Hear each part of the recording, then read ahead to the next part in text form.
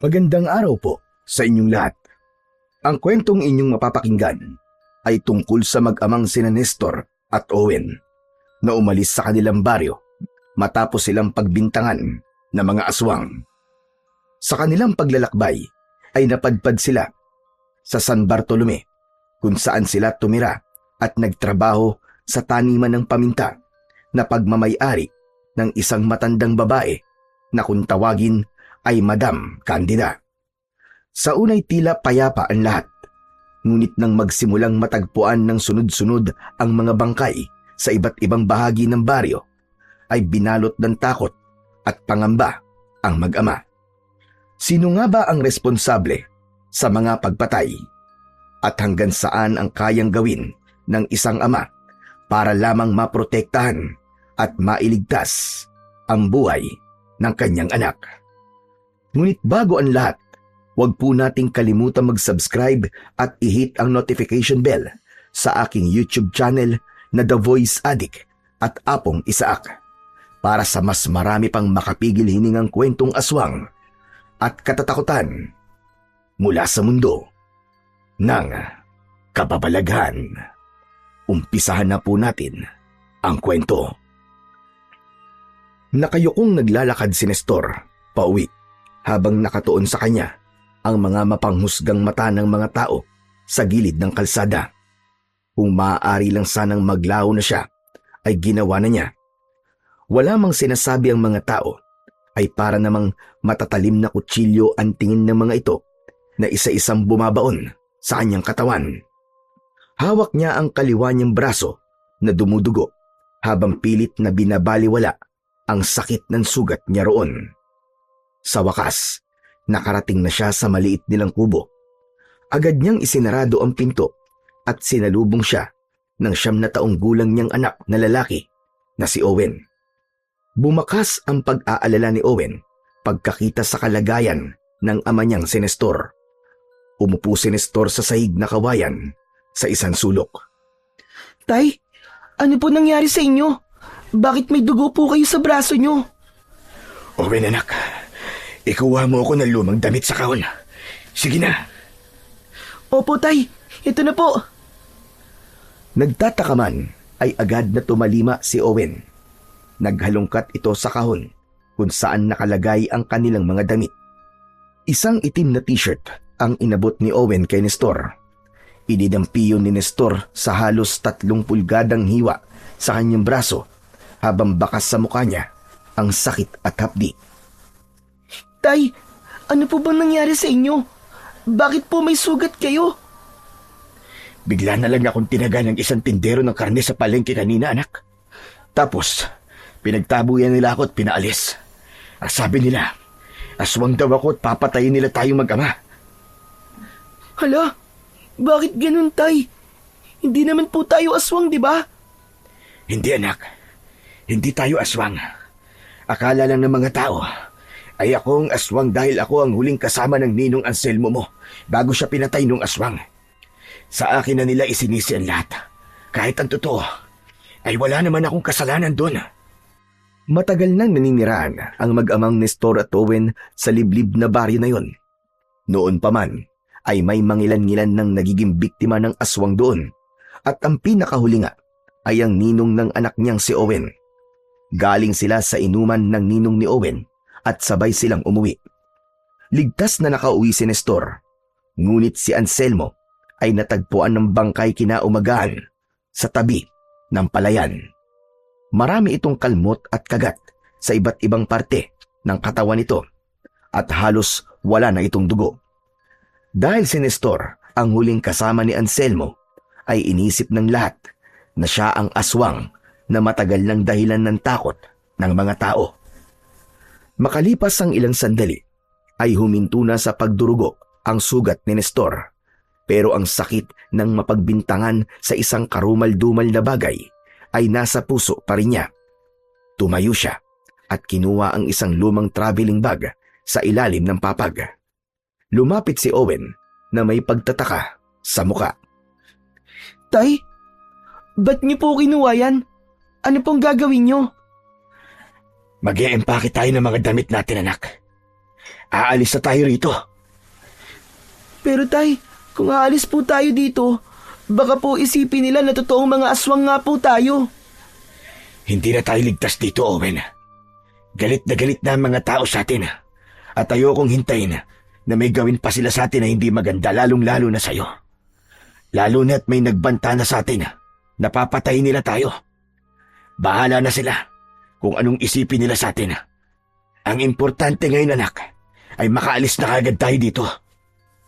Pero tay, saan naman po tayo pupunta? Sa ngayon ay hindi ko pa alam, anak.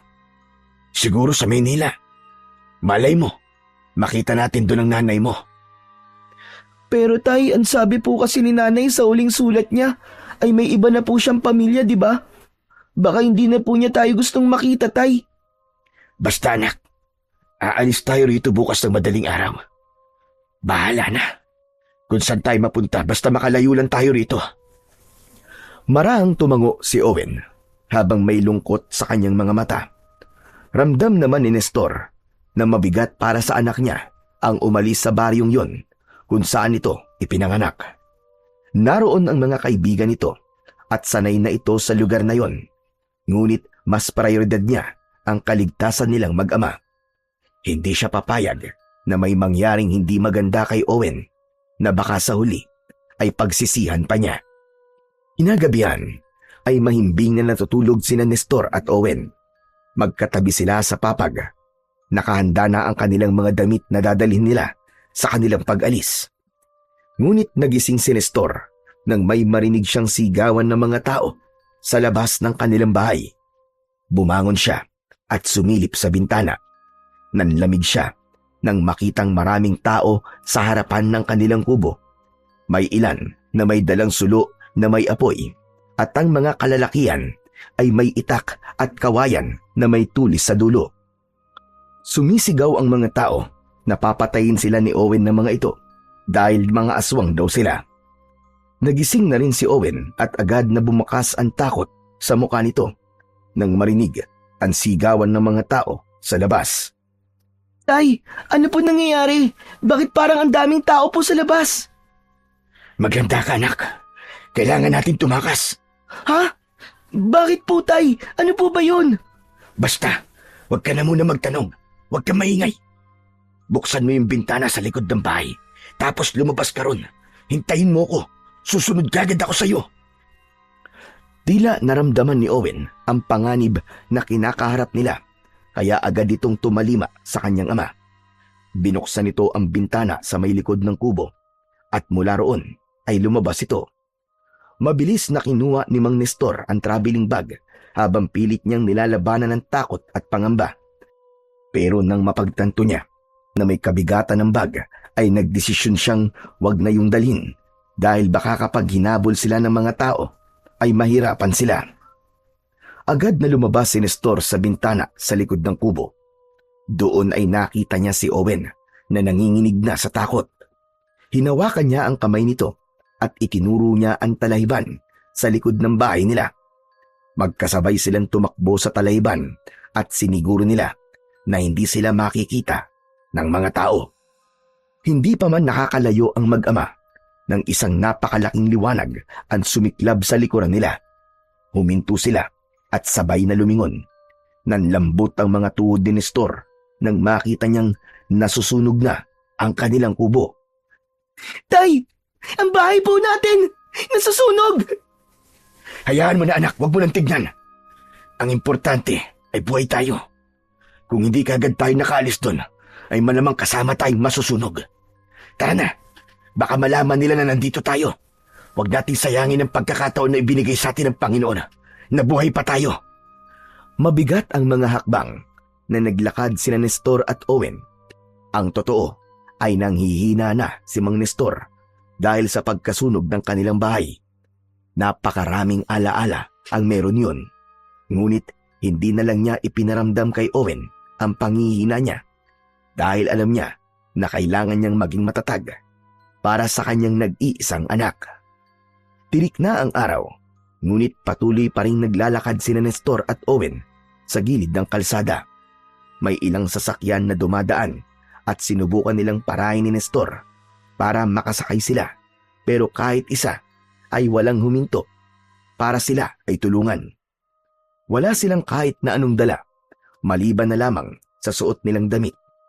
Sa labis na pagmamadali nila ay wala rin silang sapin sa paa. Wala silang nakikitang kabahayan. Puro mga talahiban at kasukalan ang nasa magkabilaang gilid ng kalsada. Tay, nagugutom na po ako. Wala po ba tayong makakain dito? Anak, nakita mo naman puro talahiban nasa paligid natin, di ba? Hindi tayo kabayo para kumain ng damo. Hayaan mo. Sa tingin ko ay may malapit na baryo dito. Doon ay hihingi tayo ng tulong sa mga tao. Bakit po kasi iniisip ng mga tao po sa atin na aswang tayo? Porkit ikaw po ba ang kasama ni Ninong bago po siya pinatay ng aswang? Ay kayo na po kagad ang pinagbibintangan nila? Grabe naman po sila, tay. Desperado na kasi ang mga tao sa atin na malaman kung sino ang aswang. Kaya nang makakita sila ng pagkakataon na meron silang masisisi, ay sinunggaban na kagad nila yon. Pero huwag kang mag-alala, anak. May awa ang Diyos. Hindi niya tayo pababayaan. Nagpatuloy sa paglalakad ang mag-ama. Ngunit inabot na sila ng dilim, ay wala pa rin silang nakikitang kabahayan.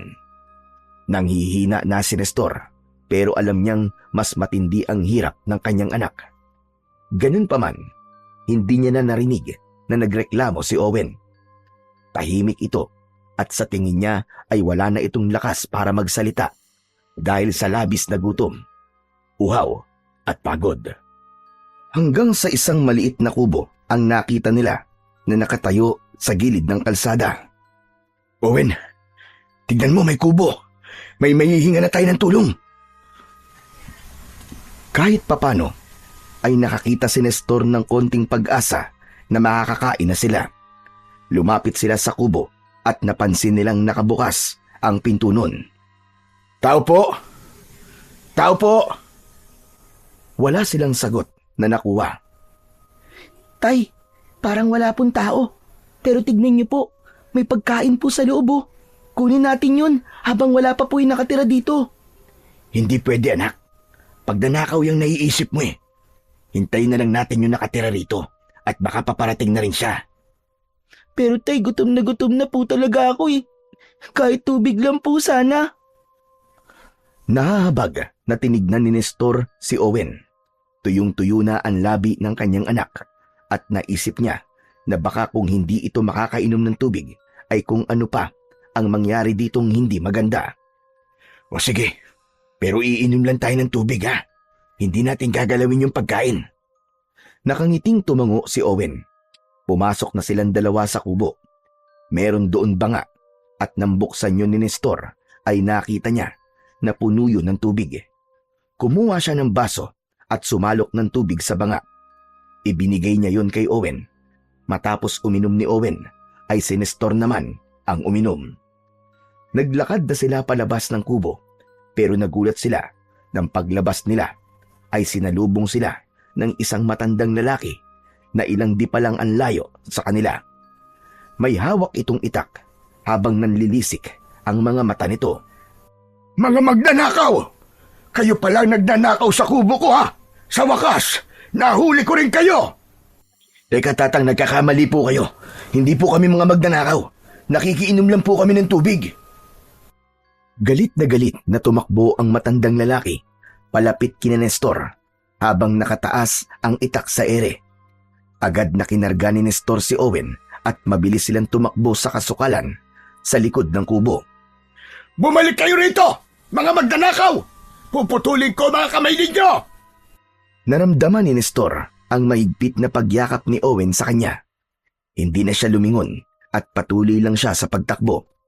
Hindi na rin niya inalintana ang pagtusok ng mga matutulis na mga bato at sanga sa kanyang talampakan dahil ang tanging nasa isip niya ay ang makalayo sila sa matandang lalaki. Makalipas ang ilang minutong pagtakbo ay huminto muna si Nestor. Kahit paano ay nakahinga siya ng maluwag nang malaman na wala na sa likuran nila ang matandang lalaki. Maingat niyang ibinaba si Owen at doon niya nalaman na umiiyak ito. Tahan na anak, malayo na tayo sa kanya. Wala na siya. Akala ko po talaga, Tay. Mamamatay na po tayo kanina. Ano ka ba, anak? Hindi ko hahayaang mangyari yon. Hindi ba nangako ko sa'yo? Nagagawin ko ang lahat para walang masamang mangyari sa'yo. Kung hindi ko po sana pinilit na pumasok po tayo sa kubo, ay hindi magagalit yung matanda sa atin. Kasalanan ko po ang lahat, Tay. Wala kang kasalanan, Owen. Hindi natin alam na ganun pala ang mangyayari. Magpasalamat na lang tayo sa Diyos na buhay pa tayo ngayon at hindi tayo nasaktan. Tara na, maglakad na ulit tayo. Sana ay may mahanap na tayo na pwede natin tulugan ngayong gabi. Tinapik ni Nestor ang braso ni Owen at ngumiti siya rito. Sisigok-sigok na sumabay si Owen sa paglalakad sa kanyang ama. Tinahak nila ang kasukalan habang umaasa na wala ng masamang bagay na mangyayari sa kanila. Makalipas ang ilang oras na paglalakad, ay tuluyan nang nakalabas sina Nestor at Owen sa kasukalan. Sumalubong sa kanila ang isang malawak na taniman. Dahil madilim, ay hindi alam ni Nestor kung ano ang mga halamang nakatanim doon. Hanggang sa muli silang nakakita ng isang kubo na sira-sira. Butas ang dingding doon na gawa sa sawali. Isang baitang na lang ang meron sa hagdan ng kubo at base sa pag-oobserba ni Nestor ay wala na roong nakatira. Diyan na muna tayo magpapalipas ng gabi, Owen, para kahit papano ay may mahihigan tayo. Pero Tay, baka magalit po sa atin yung may-ari ng bahay kubo na yan, gaya ng matandang lalaki po kanina. Hindi na mangyayari yun, anak. Tignan mo ang kubo na yan. Sira-sira na. Sigurado ko na wala nang nakatira dyan. Kaya tara na, anak. Inaantok na rin ako eh. Masyadong maraming nangyari sa atin simula kahapon at kailangan nating makapagpahinga. Naunang pumasok si Nestor sa sira-sirang kubo. Ang saig nun na yari sa kawayan ay tila bibigay na. Nang sumunod si Owen ay tila may pangamba pa rin sa mga mata nito. Mag-iingat ka sa paglalakad mo, anak, ha? Mukhang hindi na matibay ang saig at baka mamaya ay lumusot ang paa mo. Maingat na humakbang ang mag-ama at pumuesto sila ng higa sa isang sulok. Kahit matigas ang saig ay hindi yun naging hadlang para mabilis silang mahulog sa isang malalim na pagkakahimbing. Ang buong akala ni Nestor ay ligtas na sila sa sirasirang kubo. Naging maayos ang tulog nila sa dumaang magdamag. Ngunit pagsapit ng umaga, nagising si Nestor nang may sumipa sa kanyang binti. Sa pagbukas ng kanyang mga mata, ay nagulat siya nang makita ang isang bruskong lalaki na nakatayo sa tabi niya. Balbas sarado ito at may matalim na mga mata. Ngunit mas lalo siyang natakot nang makita niya ang hawak nitong itak. Itinutok ng lalaki ang itak kay Nestor. Sino kayo? At anong ginagawa niyo rito sa lupa ni Madam Candida?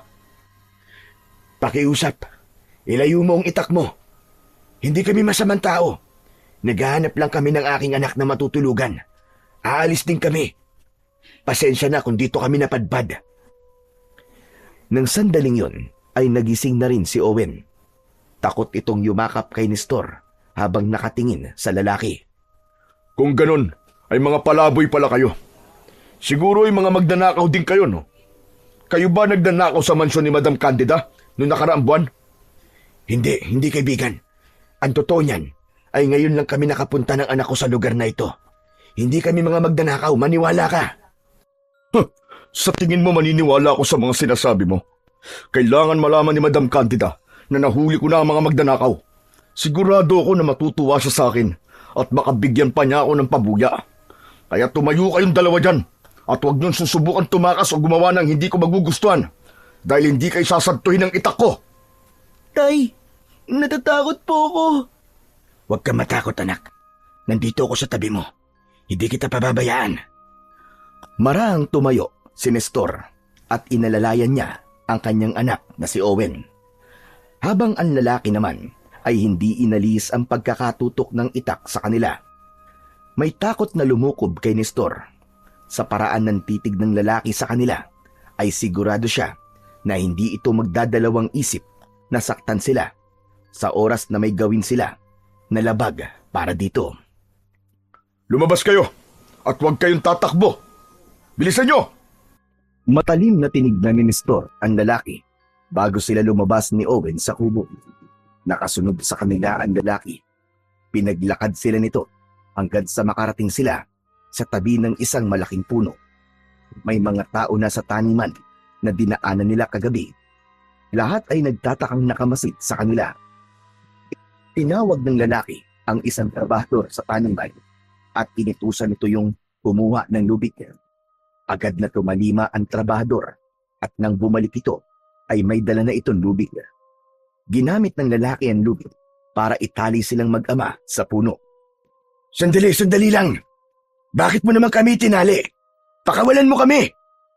Dahil kayo ay mga magnanakaw.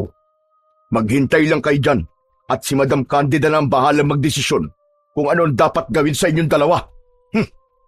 Isang nakakalokong ngisi ang pinakawalan ng lalaki bago ito naglakad palayo. Sinubukan ni Nestor na makawala mula sa pagkakatali pero sadyang mahigpit ang pagkakatali sa kanila ng lubid kaya nabigo siya. Tumingin siya sa mga taong nakatingin din sa kanila. Tulungan niyo kami ng anak ko. Parang awa niyo na. Pakawalan niyo kami rito. Hindi naman kami mga magnanakaw eh. Nanatiling nakatingin lang ang mga trabahador, kina Nestor at Owen. Paulit-ulit na nakiusap si Nestor, pero kahit isa ay walang lumapit upang sila ay pakawalan. Tay, ano po mangyayari sa atin? Makukulong po ba tayo? Hindi ako papayag na makulong tayo sa isang bagay na hindi naman natin ginawa, anak. Sabi ko naman po kasi sa inyo eh. Huwag na po tayo matulog sa kubo na yun eh. Tignan niyo po ang nangyari sa atin ngayon. Hindi na nagsalita pa si Mang Nestor. Nagdasal na lamang siya sa kanyang isipan na sana ay walang masamang mangyari sa kanila ng kanyang anak.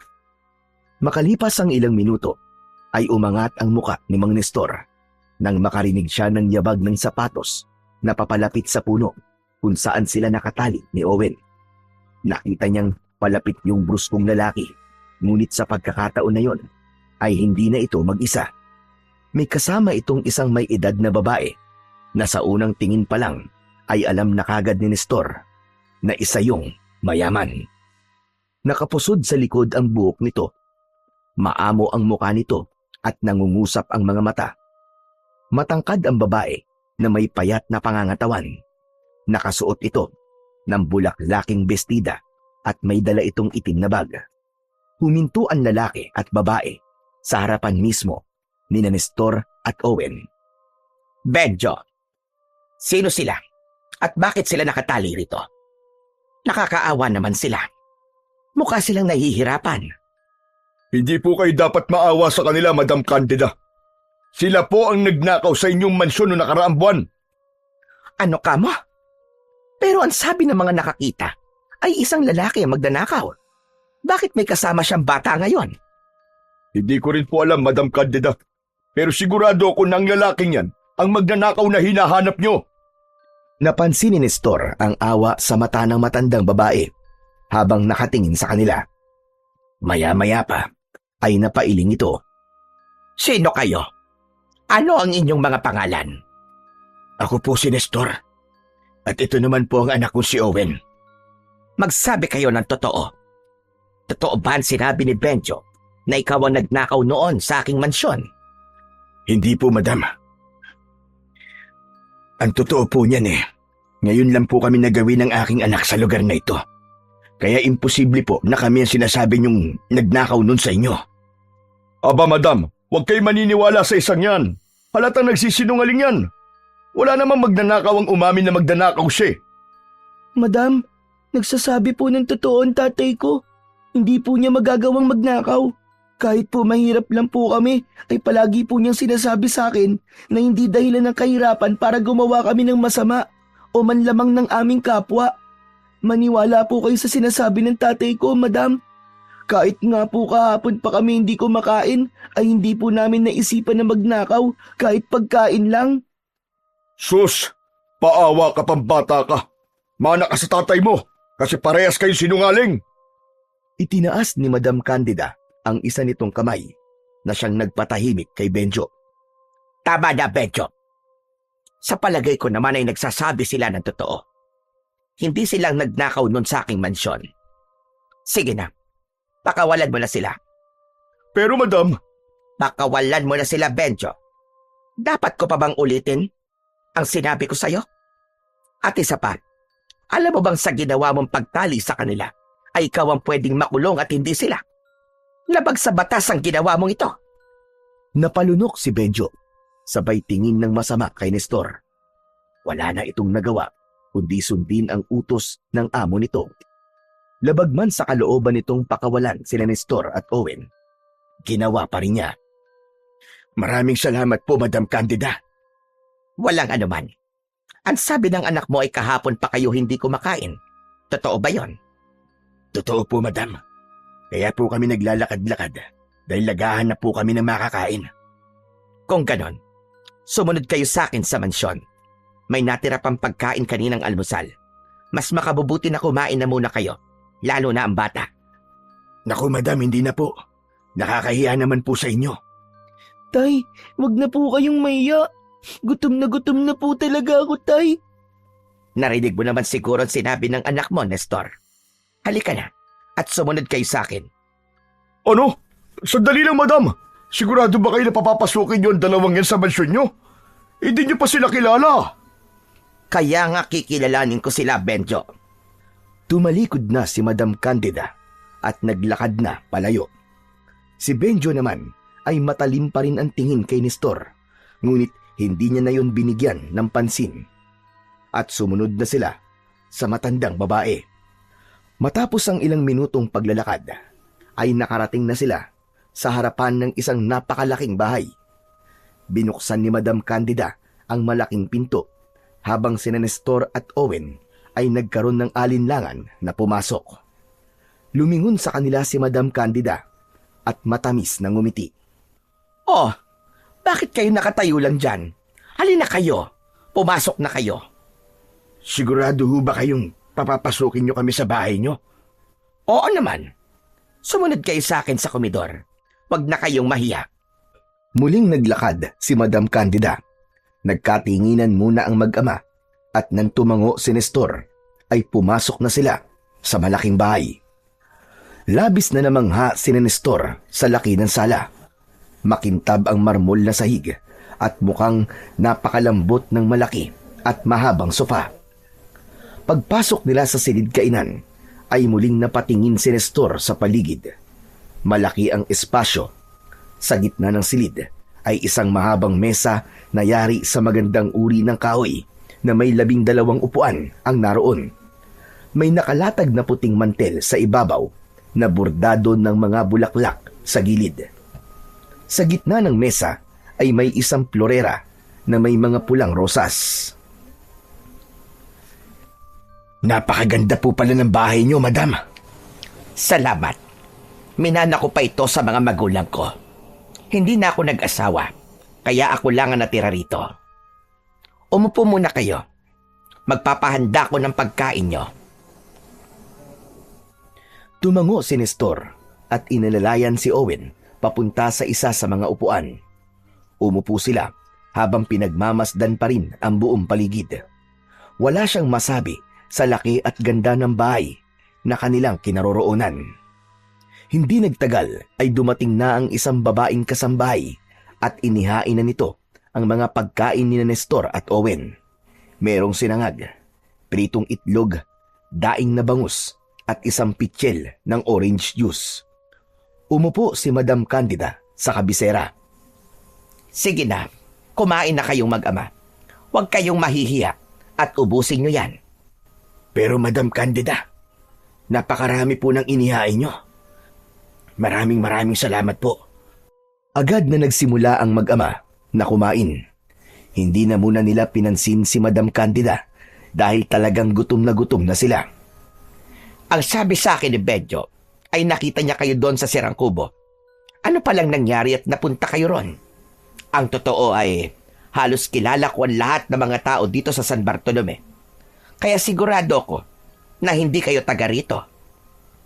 Napahinto si Nestor sa pagkain at tumingin sa matandang babae. Magaan ang loob niya rito at tinulungan sila nito, kaya naisip niya na dapat lang nitong malaman ang totoo. Nang sa gayon din ay maunawaan nito kung bakit sila napadpad doon ni Owen. Mangyari pong napagbintangan po kasi kaming aswang sa baryo kung saan po kami nakatira. Nagbanta po ang mga tao na papatayin kami, kaya umalis na lang po kami ron. At bago po kami tuluyang makaalis, ay sinunog pa po nila ang aming kubo. Pero Madam Candida, hindi po totoo na mga aswang kami. Mga tao po kami. Ang sabi po ni tatay, naghahanap lang po ng masisisi ang mga tao, kaya kami po ang pinagbintangan nilang aswang. Tama ho yun. Naglakad-lakad po kami hanggang sa makarating kami ron sa sirasirang kubo. Hindi naman po namin alam na sakop po pala yun ng inyong lupain.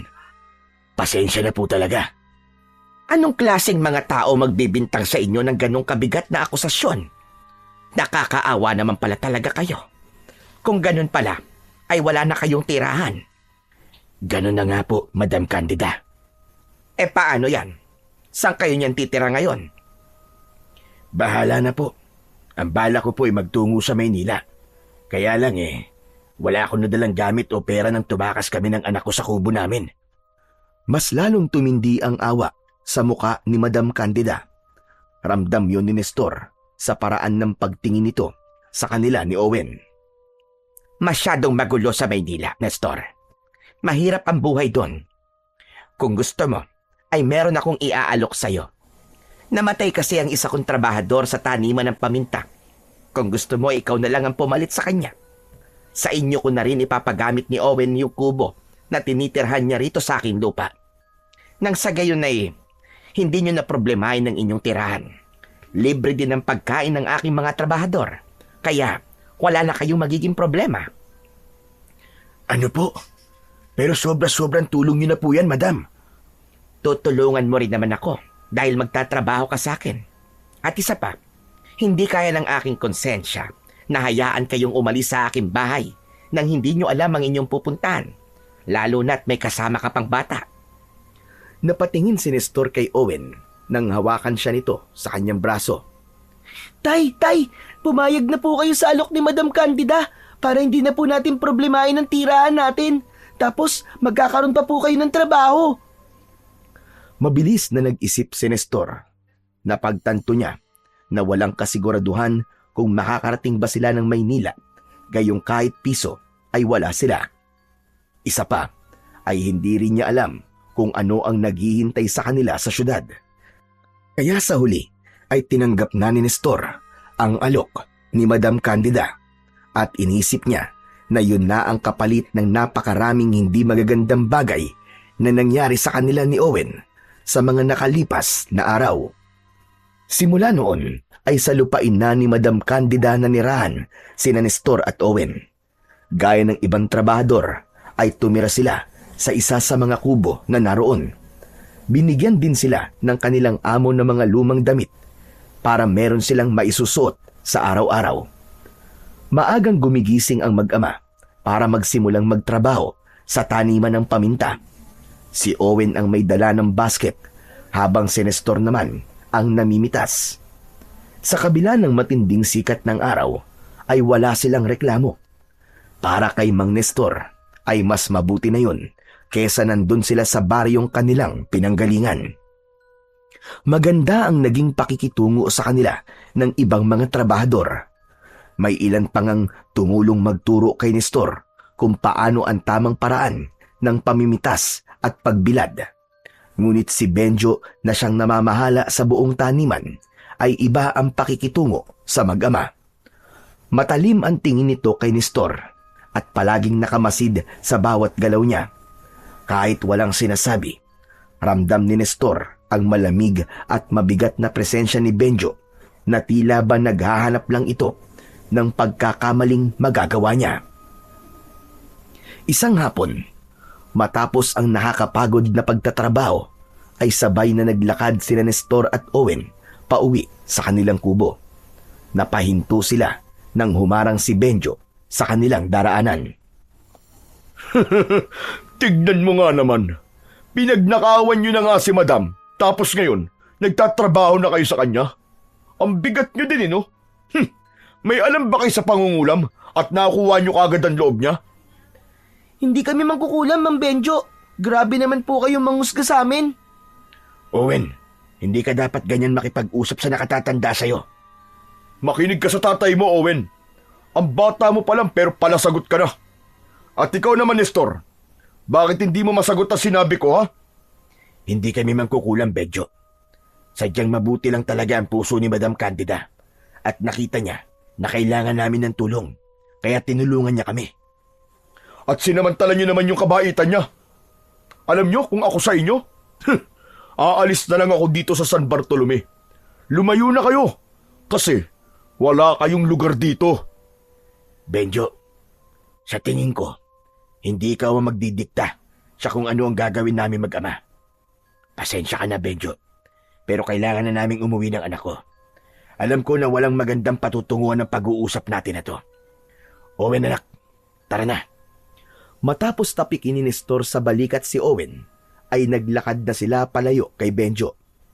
Nanginginig ang katawan ni Nestor dahil sa tensyon. Dahil ang totoo ay gusto niya na itong sagutin ng pabalang kanina, pero mas pinili niya ang maging mahinahon. Sa tingin niya kasi, si Benjo ang klase ng tao na kapag kinalaban ay makikipagpisikalan. Hindi sa natatakot siya kay Benjo, pero ayaw niyang magpakita ng karahasan sa harapan ng kanyang anak. Pagdating sa kubo, ay agad na nagsaing si Owen, habang si Nestor naman ay inihahanda na ang lulutuin nilang ulam. Mula kay Madam Candida ang mga gulay, isda at karne na niluluto nila sa araw-araw na isang napakalaking bagay para sa kanila dahil hindi masyadong nababawasan ang sahod nila. Habang naghihiwa ng gulay si Nestor, ay umupo muna si Owen sa harapan niya at pinanood ang ginagawa niya. Tatay, ano po ba yun? Bakit po palagi na lang pong galit sa atin si Mang Benjo? Kapag nagtatrabaho tayo, napapansin ko po, ang sama-sama po ng tingin niya sa atin. Hindi ko rin alam, anak, kung bakit ganun. Pero tayo na lang ang umiwas sa kanya. Ang trabaho natin ang pagtuunan natin ng pansin. Pagbutihin natin ang ginagawa natin sa taniman ng paminta bilang sukli sa kabutihan sa atin ni Madam Candida. Napangiti si Owen sa sinabing yon ni Nestor. Nang kumulo na ang sinaing, ay naputol na ang kanilang pag-uusap. Nang sandaling yon, ay nasabi ni Nestor sa kanyang sarili na baka sa San Bartolome na nila mahahanap ang pagsisimula ng kanilang panibagong buhay.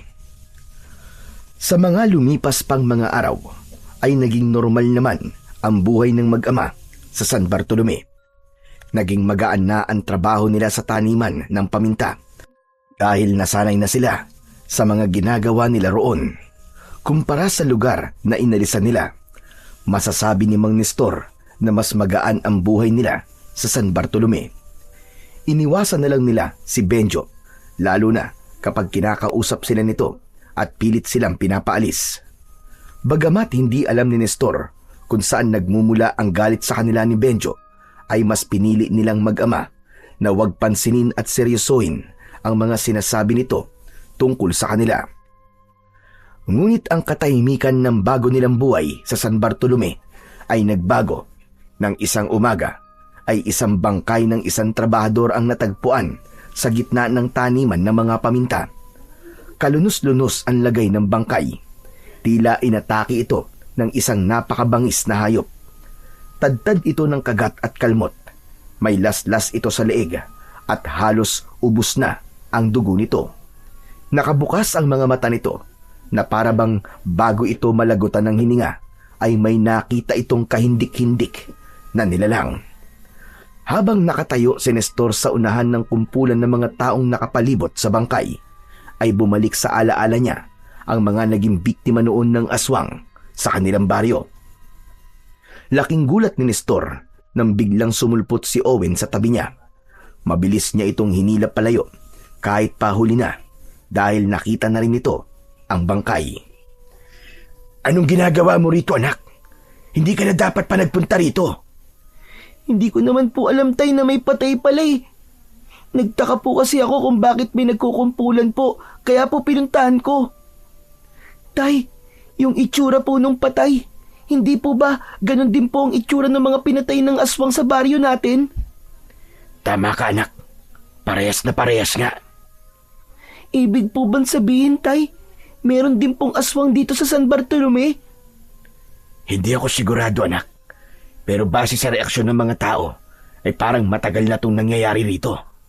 Hayaan mo at magtatanong-tanong ako sa mga katrabaho natin para malaman kung ano ang nangyayari dito. Pero sana, Tay, wala pong aswang dito. Umalis na nga po tayo sa lugar na may aswang tapos napunta pa po tayo sa lugar na may aswang din. Parang sinusundan na po tayo niyang kamalasan, Tay. Sa gitna ng pag-uusap nila, ay biglang dumating si Benjo. May nakakalokong ngisi sa labi nito at naramdaman kagad ni Nestor na may hindi maganda tong sasabihin. Siguro naman ay nakita niyo yung pinatay. Sasabihin ko na sa inyo ang totoo. Aswang ang may kagagawan nun. Madalas na may aswang na umaatake dito sa San Bartolome. At kahit sino ay pwedeng maging susunod na biktima. Ano? Gusto niyo pa bang manatili rito? Sinasabi mo ba yan? Dahil gusto mo kaming takutin? Nagmamagandang loob lang ako, Nestor. Dapat nga magpasalamat ka pa sa akin kasi sinabi ko ang totoo. Kaya kung ako sa inyo, kung mahal niyo pa ang mga buhay niyo, umalis na kayo rito. Matapos yun, ay lumayo na sa kanila si Benjo. Tay, sa tingin niyo po ba ay kailangan na po nating umalis dito tulad ng sinabi ni Mang Benjo? Hindi ko pa alam sa ngayon, anak. Pero kung aalis tayo dito, ay wala naman tayong mapupuntahan. Sa ngayon ay mag-ingat na lamang muna tayo, lalong-lalo na sa gabi. Huwag na tayong lumabas kapag madilim na. Isang malalim na paghinga ang pinakawala ni Nestor. May takot na lumukob sa kanyang dibdib dahil natakot siya na baka maulit ang mga nangyari sa kanila ni Owen sa lugar kung saan sila nanggaling. Nakarating kay Madam Candida ang kalunos-lunos na pangyayari sa taniman nito ng paminta. Matapos ang maghapong pagtatrabaho, ay nagtipon-tipon ang mga trabahador sa harapan ng bahay ni Madam Candida. Nakatayo sa harap nila ang kanilang amo. Napansin ni Nestor ang pagkabahala sa muka ng ginang. Mga kasama, alam kong hindi madali ang araw na ito para sa inyo. Isa sa ating mga kasamahan na si Ernesto ang pinatay sa mismong taniman. Naiintindihan ko ang takot nyo. Ang totoo, hindi natin alam kung ano talaga ang nangyari. Pero para sa kaligtasan ng lahat, ay maglalagay tayo ng mga bantay tuwing gabi. Wala mo nang lalabas kapag madilim na. Pagkatapos ng trabaho ay dumiretso na kayo sa inyong mga bahay. At kung may napapansin kayong kakaiba, ay sabihin nyo kaagad sa mga bantay. Nagsimulang magbulungan ang ilang trabahador sa unahan. Isang trabahador ang nagtanong kung aswang nga ba talaga ang pumatay kay Ernesto. Wala pa tayong sapat na ebidensya tungkol sa bagay na yan. Pero hindi natin isasara ang isipan natin sa kahit na anong posibilidad. Ang mahalaga, mag-iingat tayo. Sundin natin ang panuntunan. At kung may kailangan kayo, lumapit kayo sa akin. Muli ay natahimik ang lahat. Ilang segundo pa bago nagtaas ng kamay si Nestor. Mabigat sa dibdib niya ang kaba, pero naramdaman niya ang pangangailangan na magsalita. Madam, kagabi po ay may nakita akong anino sa gilid ng taniman. Malaki po, parang tao pero sobrang bilis. Sa tingin ko po, ayun ang aswang na pumatay kay Ernesto.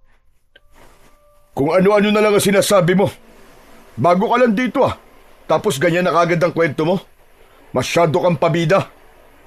Benjo, kung may nakita nga si Nestor ay makinig tayo. Mas mabuting maging mapagmatsyag kaysa maging pabaya. Pero sa ngayon ang importante ay magkaisa tayo at manatiling alerto.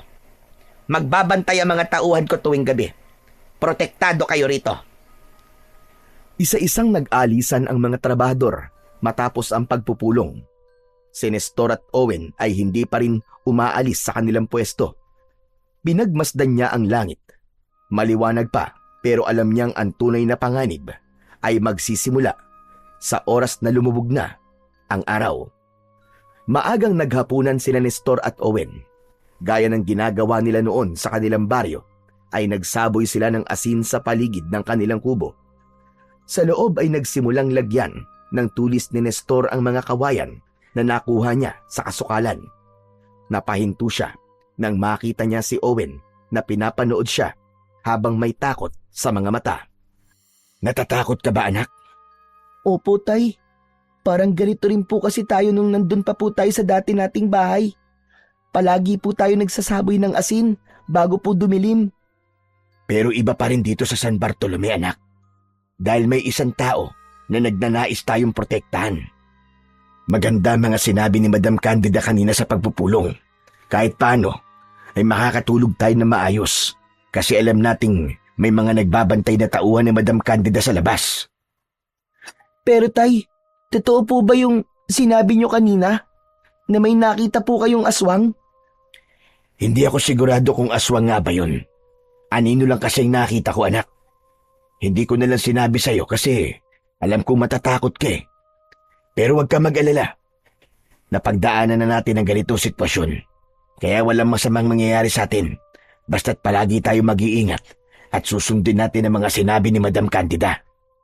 Sa mga sumunod na araw, ay lalong dumami ang natatagpo ang bangkay sa iba't ibang bahagi ng San Bartolome.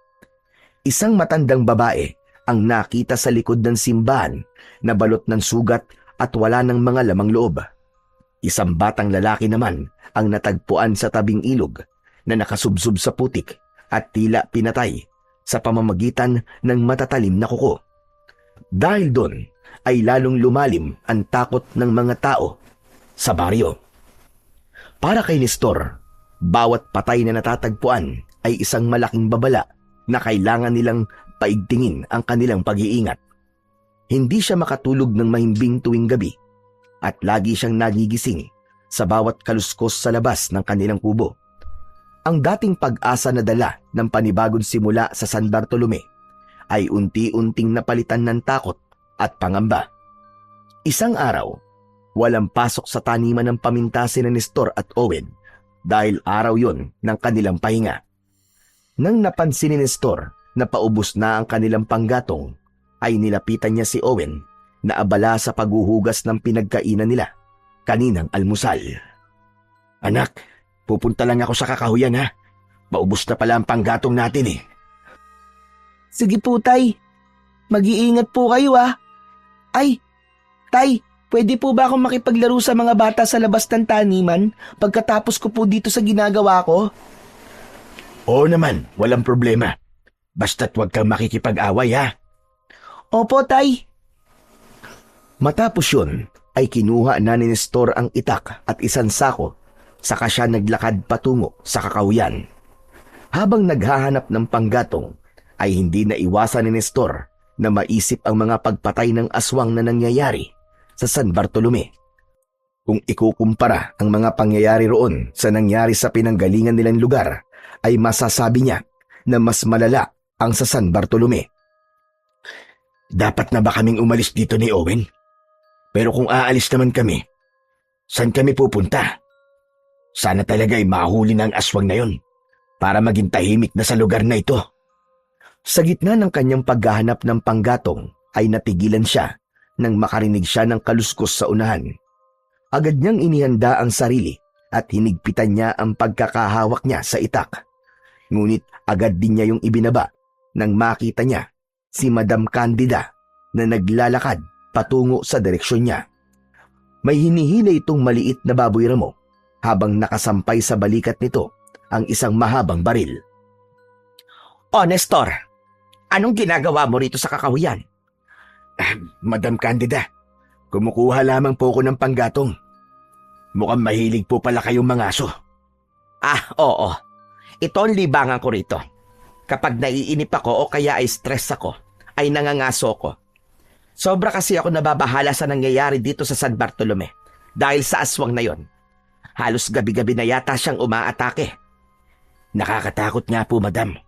Kaya palagi po kami nag-iingat ni Owen. Hindi na po kami lumalabas kapag madilim na. Mabuti ang ganyan. Dapat ay unahin nyo ang inyong kaligtasan. Lalo na ang anak mo. Napangiti si Nestor habang nakatingin siya kay Madam Candida ay napansin niya na tila may nagbago sa mukha nito. Doon niya napagtanto na tila nabawasan ng kulubot sa mukha ng ginang. Sa tingin niya tuloy ay bumata ng ilang taon si Madam Candida. Madam, parang ang ganda po ng kutis nyo ngayon ha. Mukha po yata kayong bumata. Ganun ba? Abay, maraming salamat naman, Nestor. Mukhang effective yung binili kong facial cream sa bayan. Salamat at napansin mo. O paano? Mauuna na ako. Mag-iingat ka rito. At kung minsan ay may mga ligaw na ahas dito sa kasukalan. Sige ho, salamat po sa paalala, madam. Kapag napuno ko na po itong sako, ay uuwi na rin po kagad. Marahang tumango si Madam Candida bago ito naglakad palayo. Napatingin naman si Nestor dahil hindi niya akalain na makakakilala siya ng isang taong kagaya ni Madam Candida. Sa kabila ng pagiging mayaman nito, ay napakabuti pa rin itong tao. Karamihan kasi sa mayayamang tao na nakikilala niya ay mababa ang tingin sa mga kagaya niyang mahihirap. Kaya sa kabila ng hindi magagandang nangyayari sa San Bartolome, ay nagpapasalamat pa rin si Nestor na nakilala nila ni Owen si Madam Candida. Matapos mapuno ng panggatong ang sako, ay bumalik na si Nestor sa kanilang kubo. Wala pa si Owen pero wala siyang kaba sapagkat sigurado siya na nakikipaglaro lang ito sa mga bata sa labas ng taniman ng paminta. Hindi nagtagal ay dumating na rin si Owen. Kinabahan si Nestor dahil may bakas ng dugo sa bibig ang kanyang anak. Nakatulala ito at tila takot na takot. Iniwanan ni Nestor ang kanyang ginagawa upang alamin kung ano ang nangyari. Pinaupo niya si Owen sa mahabang kawayang upuan sa labas ng kubo at mahigpit niyang hinawakan ang mga kamay nito. Owen anak, ano nangyari sa'yo? Bakit may dugo ang bibig mo? Nakipag-away ka ba? Umiling si Owen habang nangingilid ang mga luha. Kung ganun, ano nangyari? Nadapa ka ba? Sumagot ka, anak! Si Madam Candida po. Tinawag niya po ako kanina habang naglalaro po ako. Akala ko po may iuutos siya sa akin. Pero dinala niya po ako sa likod ng mansyon. Tapos ano? pinipilit niya po akong kainin ko po yung hilaw na karne ng baboy ramo. Idinikit pa nga po niya sa bibig ko kaya may dugo po ako sa bibig. Buti na lang po nakatakbo ko. Sandaling natigilan si Nestor. Alam niya na nagsasabi ng totoo si Owen dahil kilala niya ang kanyang anak. Tinuruan niya ito na huwag magsinungaling. Isa pa, nakita niya na may dalang patay na baboy ramo si Madam Candida kanina. Maya-maya pa ay ginulo ni Nestor ang buhok ni Owen. Siguro ay binibiro ka lamang ni Madam Candida, anak. Kung nagbibiro man po siya, hindi po maganda ang biro niya, tay. Saka parang seryoso po kasi talaga siya nung sinabi niya pong kainin ko yung hilaw na karne. Masarap daw po yun kasi sariwa pa. Anak, sigurado akong binibiro ka lang niya. Sige na, maghilamos ka na lang ng mukha mo. Tapos magpalit ka na ng damit at pawis na pawis ka. Huwag ka nang umalis at tulungan mo na lang akong magluto para sa pananghalian. Sa kabila ng pagbabaliwala ni Nestor sa harapan ni Owen, sa isinumbong nito ay may parte ng kanyang puso na kinakabahan. Inisip niya na normal ba para kay Madam Candida ang ganung uri ng biro, lalo na't bata pa si Owen. Tinanong niya ang kanyang sarili na hindi ba naisip ng kanilang amo na ang ganoong biro ay maaaring magdulot ng matinding takot sa isang bata. Kinagabihan, habang nag-aayos ng higaan sina Nestor at Owen, ay may kakaibang naramdaman si Nestor. Naging maalinsangan ng hangin at naging mabigat ang pakiramdam niya. Napakunot ang noo ni Owen nang mapansin itong natigilan siya. Tay, bakit bigla po kayo natulala? May problema po ba, Tay? Wala ka bang nararamdamang kakaiba, anak? Parang biglang uminit. Umalinsangan ang paligid. Wala naman po. Baka po dahil po yan sa hindi kayo naligo kanina. Naputol ang pagtawa ni Owen nang may narinig silang kaluskos sa silong. Tila may tao na gumagapang doon. Agad na kinuha ni Nestor ang itak. Naalerto siya at ang unang pumasok sa isip niya ay may aswang sa silong ng kanilang kubo. Owen, dito ka lang sa loob ha. Kahit anong mangyari ay wag na wag kang lalabas. Ha? Bakit po? Ano po ba nangyayari, Tay? Ano po yun? Basta, sundin mo na lang ako. Dinampot ni Nestor ang lampara. May kaba sa dibdib na lumabas siya at yumuko.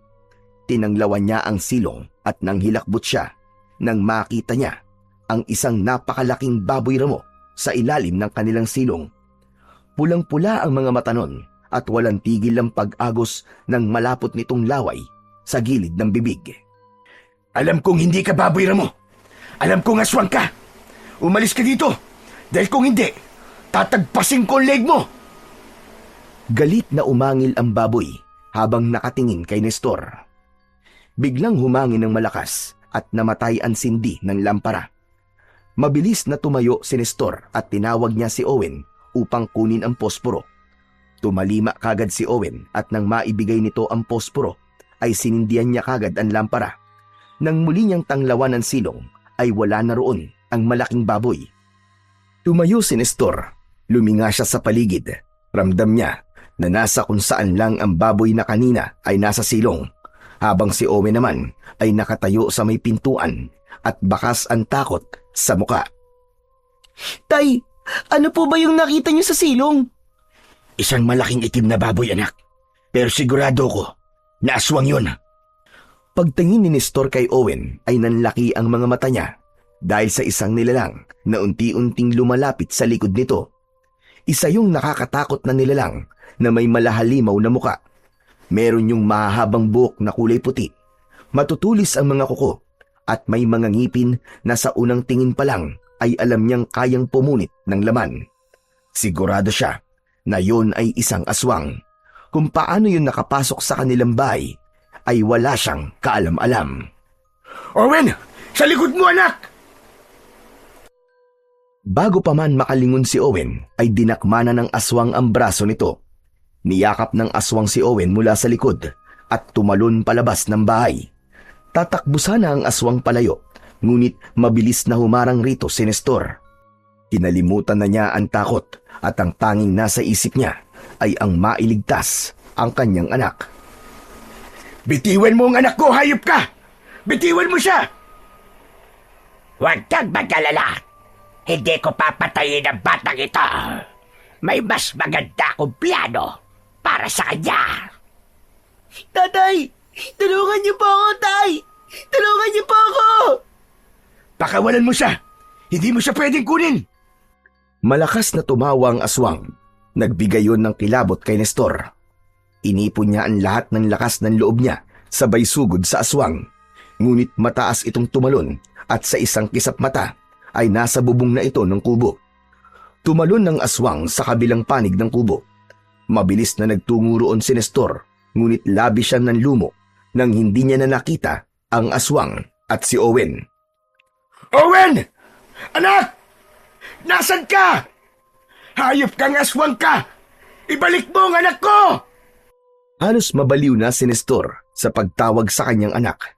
Hindi niya magawang umiyak dahil pakiramdam niya ay bangungot lamang ang lahat. Sinubukan niyang hanapin si Owen at ang aswang sa paligid.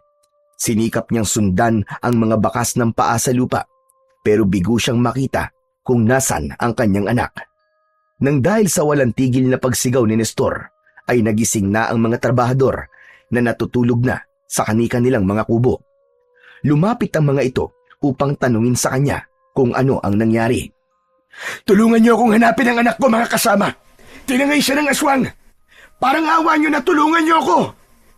Agad na kumilos ang ilang kalalakihan upang hanapin si Owen. May mga kumuha ng lampara at itak. Sinuyod ng mga yun ang kasukalan at iba pang parte ng taniman. Ngunit kahit isa sa mga yun ay walang nakakita kay Owen at sa aswang. Magdamag na umiyak si Nestor. Mabuti na lang at may ilan sa mga katrabaho niya ang sinamahan siya sa kanyang kubo upang pakalmain siya. Ngunit kahit na anong gawin ng mga yon, ay hindi nabawasan ang kaba at takot ni Nestor para sa kanyang anak na si Owen. Pakiramdam niya ay binigo niya si Owen bilang tatay nito dahil hindi niya ito nagawang protektahan. Nang madaling araw na yon, mag-isa na lang si Nestor sa kubo. Nakaupo siya sa may hagdan habang unti-unting kumakalat ang liwanag sa paligid. Hanggang sa oras na yon ay tulala pa rin si Nestor dahil sa nangyari. Gusto niyang isipin na panaginip lang ang lahat at magigising siya na kasama pa rin niya si Owen. Pero kahit na anong pilit niyang isipin na ganun ang nangyari, ay hindi niya kayang itanggi sa sarili na hindi niya nakasama ang nag-iisa niyang anak. Hindi nagtagal ay nakita ni Nestor si Benjo na parating. Huminto ito sa harapan niya at nakakalokong ngumisi. Nakarating na sa akin ang balita. Kinuha pala ng aswang ang anak mo kagabi. Pwede ba, Nestor? Umalis ka na lang. Wala akong oras para makinig sa mga sasabihin mo. Tignan mo ang nangyari. Hindi ba, hindi ka nakinig sa sinabi ko sa inyo na umalis na kayo rito? Ngayon, wala na ang anak mo. Pinatay na siya ng aswang. Bawiin mo sinabi mo, Benjo. Hindi pa patay ang anak ko. Buhay pa siya. Masyado ka naman nagpapadala sa ilusyon mo, Nestor. Sa tingin mo ba'y buhay pa si Owen matapos siya kunin ng aswang? Nakalimutan mo na ba ang mga bangkay na natatagpuan dito sa San Bartolome tuwing umaga? Ang gawin mo ay maghintay ka na makita ng mga tao ang katawan ng anak mo. Ayaw sanang patulan pa ni Nestor si Benjo, ngunit hindi na siya nakapagtimpi pa nang sabihin itong patay na si Owen. Kahit maaaring totoo ang sinabi nito, ay hindi niya yun kayang tanggapin. Mabilis na tumayo si Nestor at sinugod ng suntok si Benjo. Ngunit nagawang iwasan ni Benjo ang kamao ni Nestor. Tumama sa hangin ang suntok niya at bahagya siyang lumagpas kay Benjo. Nawalan siya ng balanse at sumubsob siya sa lupa. Akala mo ba ay kaya mo ako, Nestor? Ireserba mo yung lakas mo dahil sigurado ko na mauubusan ka ng lakas sa pag-iyak kapag nakita mo ng katawan ng anak mo. Kaya kung ako sa'yo, aalis na lang ako rito. Napakasama mo talaga, Benjo. Wala ka bang pamilya at ganyan ka kung magsalita? Huwag mo akong pagsalitaan ng ganyan dahil hindi mo alam kung ano nangyari sa pamilya ko. At ikaw lang ba may karapatan na magsalita ng kung ano-anong masasakit sa mga taong nakapaligid sa'yo? Anong klaseng tao ka? Umalis ka na rito, Nestor. Kung gusto mo pa mabuhay, ay lisanin mo na ang San Bartolome. Hindi alam ni Nestor, pero sa sinabing ni Benjo ay hindi pangungutya ang nararamdaman niya, kundi tila nagmamalasakit ito sa kanya. Nang tumayo siya, ay sandali siyang tinignan ni Benjo at saka ito tumalikod. Malalaki ang mga hakbang na naglakad si Benjo palayo sa kanya. Naiwan si Nestor na nagtataka kung bakit may pakiramdam siya na may alam si Benjo sa nangyayari sa San Bartolome. Nang may masmasan si Nestor, ay agad siyang nag-isip ng paraan upang makita niya si Owen. Buhay man o patay, ay nais pa rin niyang makita ang kanyang anak. Agad siyang nagtungo sa mansyon ni Madam Candida. Isa sa mga kasambahay nito ang humarap sa kanya at anito ay nasa silid pa si Madam Candida at susubukan daw nitong pababain ang ginang. Kinakabahang naghintay si Nestor sa sala. Umupo siya sa malambot na sofa habang magkasalikop ang mga kamay. Hindi nagtagal ay bumaba na si Madam Candida na nakasuot pa ng pantulog. Umupo ito sa pang-isahang upuan sa kaliwa ni Nestor. Nestor, ano't naparito ka ng ganito kaaga? At bakit namamagang yung mga mata? Yan ba ay dahil hindi ka nakatulog o galing ka sa pag-iyak? Madam, nandito po ako para humingi po ng tulong sa inyo. Alam ko po na marami na kayong naitulong sa amin ng aking anak. Pero hayaan niyo po akong muling humingi ng tulong sa inyo. Nakikiusap po ako, Madam Candida. Sandali lang, Nestor. Kinakabahan naman ako sa sinasabi mo. Anong tulong ba ang kailangan mo? Sabihin mo at kung kaya ko, ay ibibigay ko kagad sa'yo. Inatake po ng aswang ang aming kubo kagabi. Tinangay po ng aswang si Owen, madam. Hihingi po sana ako ng tulong sa inyo na hanapin ang aking anak. Malakas po ang pakiramdam ko na buhay pa siya hanggang ngayon. Parang awa niyo na po. Tulungan niyo po kung maibalik sa akin ang aking anak. Napasinghap si Madam Candida. Sa gulat nito, ay naitakip nito ang isang kamay sa bibig. Ikinalulungkot ko nangyari sa anak mo, Nestor. Pero paano mo naman naisip na buhay pa ang iyong anak? Alam kong masakit. Pero kung aswang ang tumangay sa kanya, malamang ay pinatay na siya ng aswang. May sinabi po ang aswang. Ang sabi niya ay hindi niya papatayin si Owen dahil may maganda siyang plano sa aking anak. Kaya sigurado po ko na buhay pa si Owen hanggang ngayon. Tumango-tango si Madam Candida. Kung ganon, ay tutulungan kitang hanapin si Owen, Nestor. Kung buhay pa siya, ay uutusan ko mga tauhan ko para hanapin siya. Hindi ko sila patitigilin hanggat hindi na ibabalik sa iyo ang iyong anak. Sa labis na tuwa ni Nestor, ay lumuhod siya sa harapan ni Madam Candida. Niyakap niya ang binti nito at muli siyang napaiyak. Maraming salamat po, madam. Talagang napakabait niyo po. Maraming salamat po sa inyo. Ano ka ba, Nestor? Tumayo ka nga dyan. Hindi ako Diyos para luhuran mo. Ang gusto ko lang ay maging ligtas ang mga nagtatrabaho sa aking taniman at obligasyon ko na tulungan kayo sa inyong mga problema. Tinulungan si Nestor ni Madam Candida na tumayo. Pinunasan ni Nestor ang luha niya gamit ang kanyang mga kamay. Nang hawakan ni Madam Candida ang isa niyang kamay, ay naramdaman niya na sa wakas ay meron siyang tunay na kakampi sa paghahanap kay Owen. Nang sandaling yon, wala siyang ibang nais kundi ang makabalik ng buhay at ligtas ang kanyang anak. Tinupad naman ni Madam Candida ang sinabi nito kay Nestor. Inutusan nito ang mga tauhan nito na galugarin ang buong kasukalan at magtanong-tanong sa mga tao sa San Bartolome kung nakita ng mga ito si Owen. Maging ang ilang trabahador ay tumulong na rin sa paghahanap. Inabot na sila ng gabi, ngunit bigo pa rin silang makita si Owen. Kahit na pagod na, ay hindi pa rin huminto si Nestor sa paghahanap sa kanyang anak. Sumama pa rin siya sa mga tauhan ni Madam Candida sa paghahanap sa kasukalan. Nang lumabas sila sa kasukalan, ay bagsak ang balikat ni Nestor. Sinalubong sila roon ni Madam Candida at agad siya nitong nilapitan. Kumusta ang paghahanap niyo, Nestor? Hindi pa rin po namin nahahanap si Owen, madam. Alam ko na dapat na namin siyang mahanap dahil habang tumatagal, ay lumiliit din ang pag-asa na makikita ko pa siyang buhay. Huwag kang mawala ng pag-asa, Nestor. Ginagawa ng mga tauhan ko ang lahat para mahanap si Owen. Sa ngayon ay magpahinga ka na muna. Alam kong kaninang umaga pa kayo naghahanap. Bukas na ninyo ipagpatuloy ang ginagawa nyo dahil delikado na dito sa labas. Malungkot na tumango si Nestor at matapos niyang magpaalam kay Madam Candida ay nagtungo na siya sa kanilang kubo. Nang makarating doon si Nestor ay nanghihina siyang umupo sa gilid ng papag. Nilukob siya ng labis na kalungkutan dahil hindi siya sanay na mag-isa lang siya roon. Sa maikling panahon na paninirahan doon, ay nasanay na siyang palagi niyang kasama roon ang kanyang anak na si Owen. Humiga si Nestor at tumingin sa kawalan. At dahil sa kawalan ng tulog at sapat na pahinga, ay mabilis siyang nakatulog matapos niyang pumikit. Ngunit hindi naging matagal ang pagtulog ni Nestor. Habol ang hininga na nagising siya mula sa isang napakasamang panaginip. Sa panaginip niya ay nakita niya si Owen sa isang silid. Naroon din ang nakakatakot na aswang. Sa mismong harapan niya ay ginilitan ng leeg ng aswang si Owen at wala siyang magawa dahil hindi siya makaalis sa kanyang kinatatayuan. Diyos ko, bakit niyo naman ako binigyan ng ganong klase ng panaginip? Parang awa niyo na, Panginoon.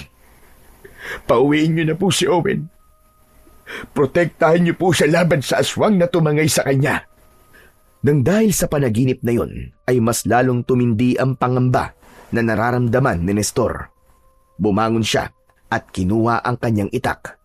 Walang pagdadalawang isip na lumabas siya upang muling hanapin si Owen. Malakas ang pakiramdam niya na nasa kakahuyan ang kanyang anak, ngunit dahil sa napakalawak ng kakahuyan ay nahihirapan silang hanapin si Owen. Mag-isang pumasok sa kakahuyan si Nestor habang dala ang pag-asa na sa gabing yun ay matatagpuan niya na ang nawawala niyang anak. Ngunit hindi pa man siya masyadong nakakalayo nang makarinig siya ng isang sigaw mula sa isang parte ng kakahuyan. Tulong! Tulungan niyo ako! Saklolo! Teka, si Benjo ba yun? Tulong! Ayoko pa mamatay! Usang kumilos ang katawan ni Nestor. Sinundan niya ang pinanggagalingan ng sigaw. Makalipas ang ilang sandali, ay natagpuan niya si Benjo na nakahiga sa lupa habang sa ibabaw nito ay naroon ng aswang na kumuha kay Owen. Nagpambuno ang dalawa pero sa itsura ni Benjo ay halatang hirap na hirap ito. Pagkakita ni Nestor sa aswang ay nawala ang takot niya at napalitan yon ng galit. Walang pagdadalawang isip na tumakbo siya palapit dito. Ngunit bago pa niya ito mataga ng itak ay naramdaman nito ang kanyang presensya. Lumingon ito sa kanya at bago pa lumapat ang itak sa likod nito ay mabilis itong tumalon palayo sa katawan ni Benjo. Muntik na niyang mataga si Benjo. Mabuti na lang ay nagawa niyang pigilan ang kanyang kamay. Hoy! Hindi ako aswang! Huwag mo akong tagayin! Mabilis na inilipat ni Nestor ang tingin niya sa aswang. Tumalim ang mga mata niya habang nakatingin dito. Nasaan ang anak kong hayop ka? Ibalik mo siya sa akin! Huwag mo nang hanapin ang anak mo. Mas magiging maganda ang kapalaran niya sa piling ko. Anong sinasabi mong demonyo ka? Anong gagawin mo sa anak ko? Hindi mo na kailangang malaman. Kaya simula ngayon, tanggapin mo na lang na wala na ang anak mo. Walang hiya ka! Ibalik mo si Owen! Ibalik mo ang anak ko! Walang pag-aalinlangan na sinugod ni Nestor ang aswang. Itinaas niya ang itak pero bago pa tumama ang talim nito ay gumapang ang mahabang buhok ng aswang papunta sa kanya. Pumulupot ang buhok ng aswang sa braso niya. Paigpit yun ng paigpit kaya napasigaw siya at nabitiwan niya ang itak. Itinaas siya ng buhok ng aswang at itinapon siya nito. Mabilis na lumapit ang aswang kay Nestor pero bago pa siya nito masaktan ay sinunggaban na ito ni Benjo. Pilit nitong itinulak ang aswang ngunit walang laban ng lakas nito sa lakas ng aswang. Pumulupot din ang buhok ng aswang sa katawan ni Benjo. Itinaas din ito si Benjo at ibinalibag sa lupa. Gumapang si Nestor upang kunin ang itak. Nang makuha niya yon, ay agad siyang tumayo at muling inatake ang aswang. Pero sadyang napakabilis nitong kumilos at kahit isang beses ay hindi niya ito tinamaan. Tumulong na si Benjo sa pag-atake. Habang nakatalikod ang aswang kay Benjo, ay sinaksak nito sa braso ang aswang. Mabilis na humarap ang aswang at hinampas nito ng buhok nito si Benjo. Tumilapon si Benjo at malakas itong dumaing, pagbagsak sa lupa. Sa gitna ng tensyon ay may narinig silang mga yabag. Mula sa madilim na bahagi ng kakahuyan ay may lumabas na 4 na kalalakihan na may hawak na sulo at mga itak. Napahinto ang aswang at sa isang iglap ay mabilis itong tumakas. Hinabol ng mga lalaki ang aswang habang naiwan sila Nestor at Benjo na pagod na pagod. Hayop na yan! Isang kubot pala ang aswang na yun! Ano? Anong kubot? Isang uri ng aswang na may kakayahang pahabain ang kanyang buhok. Nagagamit niya to para umatake at mambiktima. Pero mabuti na lang at may mga dumating. Sigurado ay narinig ng trabador na nagkakagulo rito, kaya nila tayo pinuntahan. Ano ba kasing ginagawa mo rito ng ganitong oras, Benjo? Bakit ikaw? Anong ginagawa mo rito? Hinahanap ko ang anak ko. Ikaw? Ang totoo niyan hinahanap ko rin ang anak mo. Tila nahihiyang yumuko si Benjo. Maraming salamat pala sa pagliligtas mo sa akin. Kung hindi ka dumating kagad, malamang ay isa na ako sa naging biktima ng aswang na yon. Hindi lang ako makapaniwala. Natutulungan mo ako kahit na wala akong magandang ipinakita sa inyo ni Owen. Hindi kaya ng konsensya ko, Benjo, na walang gawin. nang makita ko na kailangan mo ng tulong. Pero salamat din dahil may pakialam ka rin pala kay Owen kasi hinahanap mo rin siya. Ang totoo niyan, Nestor, naaawa ko sa kanya. Saka naiintindihan ko nararamdaman mo. Kung buhay pa siya, malamang ay takot na yun. San ba kasi siya dinala ng aswang na yun? Sandali, Benjo. Anong ibig mong sabihin na naiintindihan mo nararamdaman ko? Naging biktima din ng aswang na yun ang pamilya ko. Inatake ng aswang ang bahay namin isang gabi at ako lang ang nakaligtas.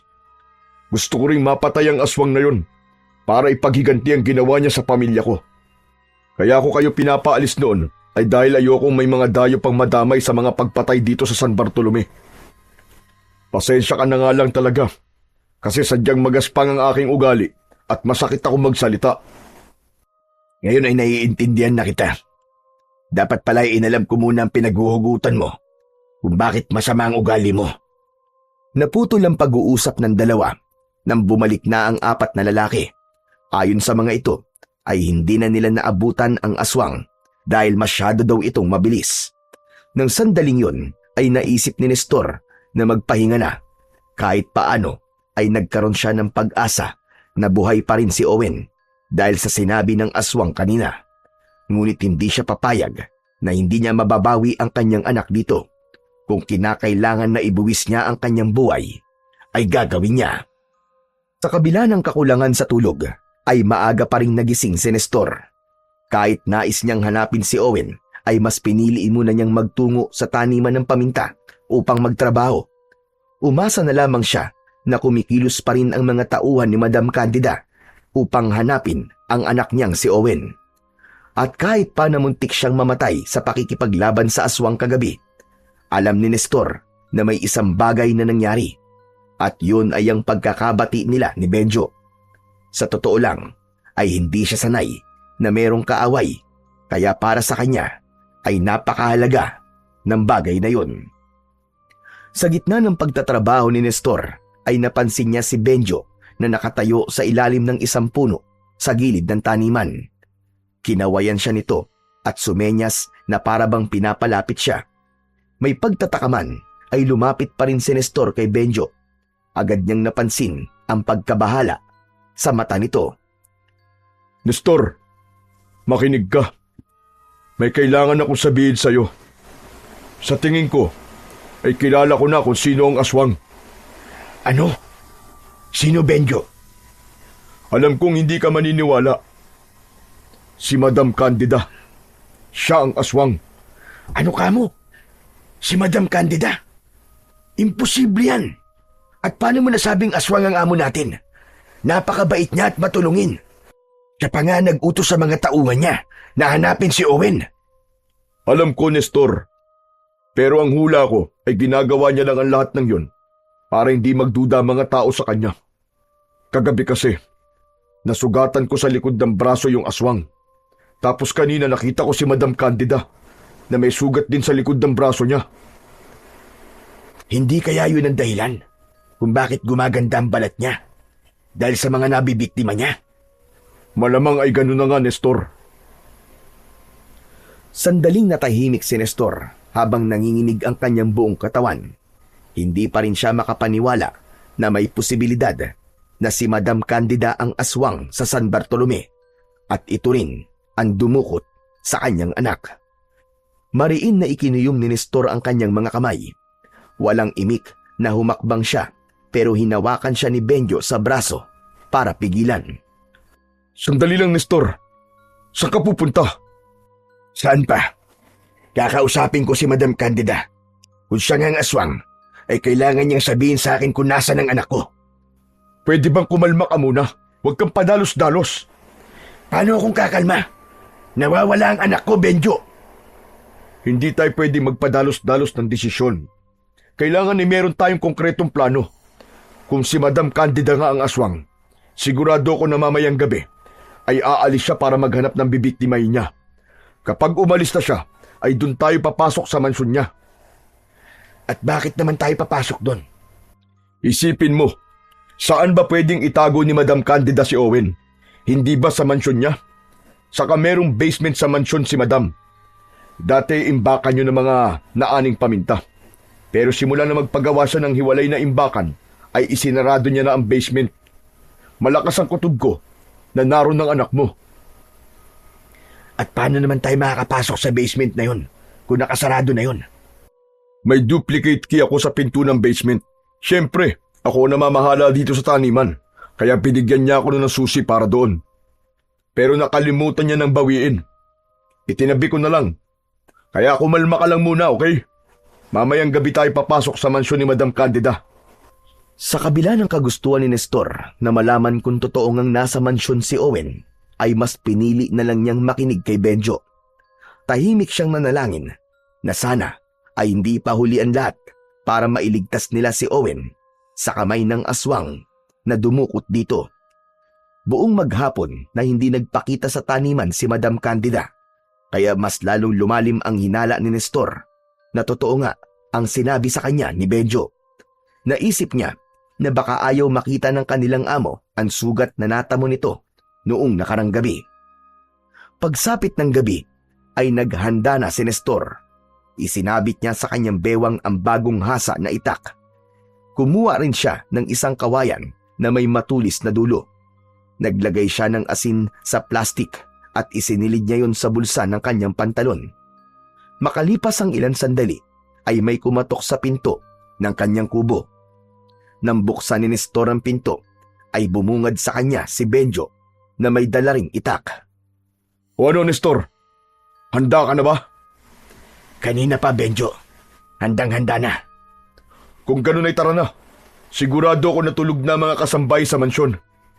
Isang malalim na paghinga ang pinakawalan ni Nestor bago siya sumama kay Benjo patungo sa mansyon. Dumaan sila sa kakahuyan at nang lumabas sila roon ay nasa likod na sila ng bahay ni Madam Candida.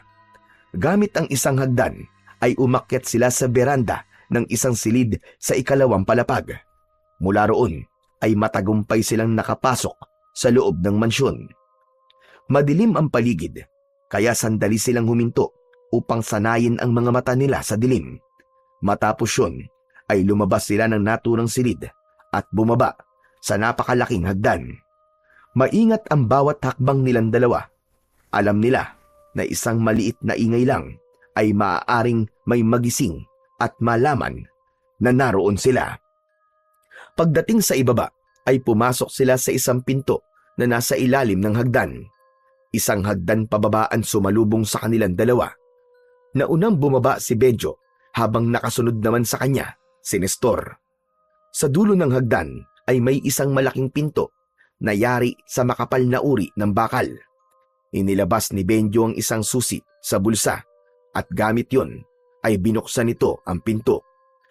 Marahang itinulak yun ni Benjo. Pagpasok nila ay may narinig silang kaluskos. Nang buksan ni Benjo ang ilaw ay bumaha ang liwanag sa basement at naluwa si Nestor nang makita niya si Owen na nasa isang sulok. Nakatali ang mga kamay at paa nito. Bukod dun ay may busal pa ito sa bibig. Bumakas ang pag-asa sa mukha ni Owen nang makita nito si Nestor. Nilapitan ni Nestor si Owen. Inalis niya ang busal nito at gamit ang itak ay inalis niya ang lubid na nakatali sa mga paa at kamay nito. Tay! Buti po't nandito na po kayo! Akala ko po kinalimutan niyo na po ako eh! Hindi yun maaaring mangyari, anak. Kung alam mo lang, walang oras at araw na hindi kita iniisip. Pero Owen, totoo ba na si Madam Candida ang aswang na dumukot sa'yo? Opo, si Madam Candida po. Ang sabi niya sa akin ay gagawin niya akong kagaya niya sa paparating po na pagbilog ng buwan. Gusto niya po akong gawing aswang para magpatuloy po ang lahi niya. Walang iya siya. Napakagaling talaga niyang magpanggap. Pero huwag kang mag-alala kasi ligtas ka na, anak. Pwede bang mamaya na kayo magkwentuhan? Umalis na tayo rito at baka biglang dumating si Madam Candida. Tumango si Nestor kay Benjo. Dahil sa nangihina si Owen, ay tinulungan ito ni Nestor sa pagtayo. Nang naglalakad na sila palabas ng basement, ay hindi inaasahan na dumating si Madam Candida. Nanlaki ang mga mata nito sa gulat nang makita sina Nestor at Benjo. Agad namang nagtago si Owen sa likod ni Nestor. Tay, siya po ang aswang! Si Madam Candida po ang aswang! Owen, ano bang sinasabi mo? Paano ako magiging aswang? Isa paanong ginagawa mo rito sa basement, ha? Alam mo bang abot langit na ang pag-aalala ng tatay mo sa'yo? Yung pala'y nandito ka lang. Tama na ang pagpapanggap mo, Candida. Alam na namin ang totoo. Ikaw ang aswang dito sa San Bartolome. Ikaw ang pumatay sa mga inosenteng tao rito. At ikaw rin ang pumatay sa pamilya ko, hayop ka. Napakatagal na panahon mo kaming nilinlang. Itinago mo ang kademonyuan mo sa pagpapanggap mong mabait ka. Isang malalim at mahinang pagtawa ang pinakawalan ni Madam Candida. Nawala ang kabaitan sa mukha nito at sa isang iglap ay nagbago ang anyo nito. Humaba ang buhok nito at nag-anyo itong aswang. Ibinuka nito ang mga kamay nitong may mahahabang kuko at isang nakakatakot na ngiti ang sumilay sa labi nito. Napaatras si Nestor. Mabilis niyang inilabas mula sa kaluban ng itak habang ang kawayan na may matutulis na dulo ay ibinaba niya sa sahig. Kung ganon, ay wala ng dahilan para itangki ko sa inyo ang buong katotohanan. Tama ang lahat ng inyong sinabi. Ako nga ang aswang dito sa San Bartolome. At kung inaakala nyo na mapapatay nyo ko ay nagkakamali kayo. Ang silid na ito sa ilalim ng aking mansyon, ang inyong magiging libingan. Kailanman ay hindi mananalo ang kasamaan laban sa kabutihan. Ngunit hindi sa pagkakataon na ito. Biglang sumugod ang aswang at sa isang iglap ay lumipad ang mga hibla ng buhok nito na parang latigo. Umiwas si Benjo ngunit tinamaan ng balikat ni Nestor. Napasigaw siya at napaatras ngunit hindi niya binitiwan ang kanyang itak. Muling sumugod si Benjo at nagawa nitong tagain ang balikat ng aswang. Sumigaw ang aswang ngunit hindi umatras. Mabilis nitong inikot ang katawan at malakas nitong inihampas ang buhok nito sa dibdib ni Benjo. Tumilapon si Benjo at tumama ang likod nito sa matigas na pader. Agad namang tinulungan ni Nestor si Benjo para makatayo. Ayos ka lang ba? Ayos lang ako, pero ang lakas niya. Hindi tayo pwedeng sumuko. Isipin mo ang pamilya mo at ang mga taong pinatay niya. Tila naglagablab ang galit sa puso ni Benjo sa sinabi ni Nestor. Muli itong nakipaglaban sa aswang. Tumulong na rin si Nestor at tinarget niya ang mga binti ng aswang. Tumama ang dulo ng itak sa kaliwang paa nito at sumirit mula roon ang dugo nito. Umatras ang aswang at galit itong umangil na parabang nais nito silang sindakin. Inaakala mo bang matatakot pa kami? Wala ka ng kawala, Candida. Hindi kami ang maililibing sa basement mo, kundi ikaw mismo. Masyado mo naman akong minamaliit, Nestor. Tignan na lang natin kung hindi mo kainin ang lahat na sinabi mo kapag nasa impyerno ka na. Sa isang mabilis na hakbang ay biglang nasa harapan na nila kagad ang aswang. Sabay itong sinunggaban ang leeg ni Nestor at Benjo gamit ang magkabilaan nitong kamay.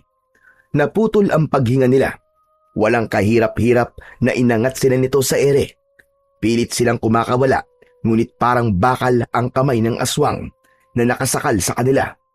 Sabay na nabitiwan ni Nestor at Benjo ang kanika nilang mga itak. Ngayon nyo sabihin na kaya nyo kong patayin. Ano? Lumaban tayo! Habang unti-unting nagdidilim ang paningin ni Nestor, ay naaninag niya ang maliit na figura ni Owen. Mabilis nitong dinampot ang kawayang may tulis sa dulo na binitiwan niya kanina. Tumakbo ito papunta sa aswang at buong lakas nitong isinaksak ang kawayan sa dibdib mismo ng aswang. Napasinghal ang aswang. Binitiwan ito sina Nestor at Benjo. Bumagsak silang pareho sa lupa habang habol ang kanilang paghinga. Napaatras ang aswang habang nakabaon pa rin sa dibdib nito ang matulis na kawayan. Hindi na nag-aksaya pa ng panahon si Nestor. Kinuha niya ang matalim niyang itak. Tumayo siya at sumugod sa aswang. Tinaga niya ito sa leeg at saka paulit-ulit na inundayan ng saksak ang tiyan nito. Sumugod din si Benjo at tinaga nito ang likod ng aswang nang walang tigil. Hindi nagtagal ay tuluyan ang bumagsak ang aswang sa malamig na sahig ng basement. Nakadilat ang mga mata at hindi na humihinga. Hingal na hingal si Nestor nang lumapit sa kanya si Owen. Umiiyak ang bata nang mahigpit siya nitong yakapin. "Tahan na, anak. Tahan na. Wala na. Patay na ang aswang. Ligtas ka na. Anak, ang galing mo. Napakatapang mo, anak." Salamat po talaga, Tay. Salamat din po sa inyo, Mang Benjo. Walang anuman yun, Owen. Ang mabuti pa ay umalis na tayo rito. Kailangan malaman ng lahat kung sino talaga ang kandida na yan. Matapos ang madugong laban sa basement ni Madam Candida, ay lumabas na ng mansyon sina Nestor, Benjo at Owen. Isa-isa nilang pinuntahan ang kubo ng mga trabahador at ginising nila ang mga yon. Ipinaalam nila na napatay na nila ang aswang at sinabi nila kung nasaan ang bangkay nito. Sumugod ang mga tao sa mansyon ni Madam Candida. Lahat ay nagtungo sa basement at lahat ay nagimbal nang makita ang walang buhay na katawan ng aswang. At sa mismong harapan ng mga naroon ay bumalik sa pagiging tao ang anyo ng aswang. Doon na tuluyang nalantad sa lahat ang katotohanan na ang babaeng nagpakita sa kanila ng kabutihan ay ang aswang na siyang pumatay sa napakaraming inosenteng buhay sa San Bartolome. Matapos ang kamatayan ni Madam Candida, ay unti-unti nang nawala ang takot ng mga tao sa San Bartolome. Sa tuwing sasapit ang dilim, habang sina Nestor at Owen naman ay labis na nagpasalamat sa Diyos dahil sa kabila ng napakaraming hirap na kanilang pinagdaanan, ay nanatili pa rin silang magkasama at buhay. Nang dahil sa nangyari sa kanila sa San Bartolome, ay nagdesisyon silang ituloy na ang pagpunta sa syudad. Kahit paano naman ay may naipon si Nestor na sa tingin niya ay sapat para muli silang makapagsimula. Isang umaga, naging bisita ni Nestor at Owen si Benjo sa kanilang kubo. Sakto na sa araw na yon ay paalis na sila. Nakita ni Benjo ang isang malaking bag sa sulok ng kubo, kaya nagkaroon ito ng ideya sa gagawin ng mag-ama. Aalis ba kayo, Nestor? "Oo, Benjo. Magtutungo kami ni Owen sa Maynila. Hindi na kasi namin kayang manatili pa rito matapos ang mga nangyari." Alam nyo ba, na kaya ko kayo pinuntahan dito ay para magpaalam sa inyo. Ang totoo niyan ay pupunta na rin ako ng Maynila eh. Patay na ang aswang at naipaghiganti ko na ang pamilya ko. Kaya wala nang dahilan pa para manatili ako rito. Teka, meron na ba kayong matutuluyan sa Maynila? Wala pa nga eh. Talagang magbabaka sakali lang kami doon. At baka naroon ang swerte namin. Ang mabuti pa ay doon na kayo tumuloy sa bahay ng tita ko. Mabait yun at baka tulungan pa niya kayong makahanap ng trabaho. Nakangiting nagkatinginan ang mag-ama. Nang tumango si Owen, ay nakuha na kagad ni Nestor ang sagot ng kanyang anak. "Kung ganon, ay hindi namin tatanggihan yan, Benjo." Aba, dapat lang. Gusto ko kasing bumawi sa mga nagawa ko sa inyo noon. "Hindi mo naman kailangan bumawi, Benjo. Pero maraming salamat pa rin sa'yo. Tatanawin namin ni Owen na isang malaking utang na loob ang tulong mo na to sa amin."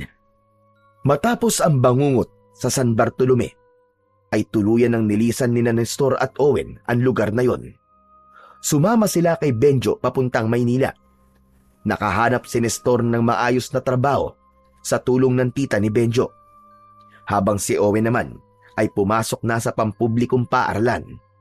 Hindi man marangya ang kanilang buhay, ramdam naman ni Nestor ang kapayapaan sa isang bagay na matagal niya nang hinahangad para sa kanila ng kanyang anak. At napagtanto ni Nestor na kaya niyang gawin ang lahat para sa anak niyang si Owen. Natutunan niyang ang pagiging ama ay hindi na susukat sa kayamanan, kundi sa katatagan, sa sakripisyo at sa tapang na harapin ang kahit na anong panganib para sa kapakanan ng kanyang nag-iisang anak.